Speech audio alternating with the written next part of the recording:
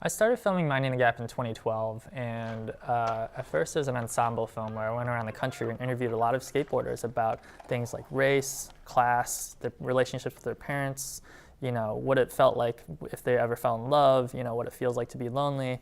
And I was really trying to get at the heart of, you know, internally, what are young people experiencing today as they have this looming idea of adulthood.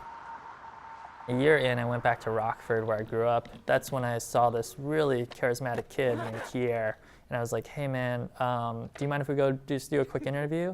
And we do this long interview where he just breaks down about all these things he's never processed before. And I was like, oh my God, like his whole story just came out in this one interview. Those same themes that I just had guys talking about and women talking about in a very direct way were just, you know, organically touched upon. I turned 18 in November.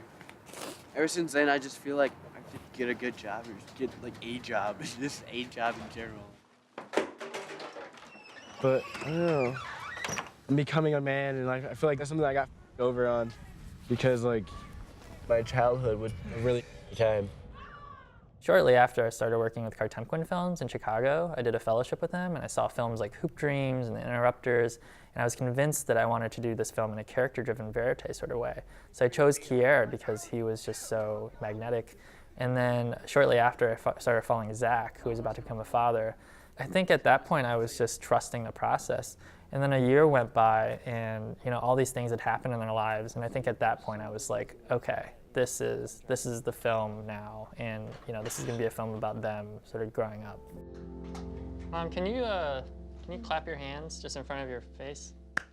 Me being in the film was a decision that came out of something that happened in the film that was sort of one of these moments that just changes the course of the whole story. What I end up doing is I go interview, you know, people in my life that knew me when I was younger, and you know, the point was to try to sort of build up this backstory of the filmmaker, so to help you understand why the filmmaker is making some of the decisions in the film that you're seeing play out in real time.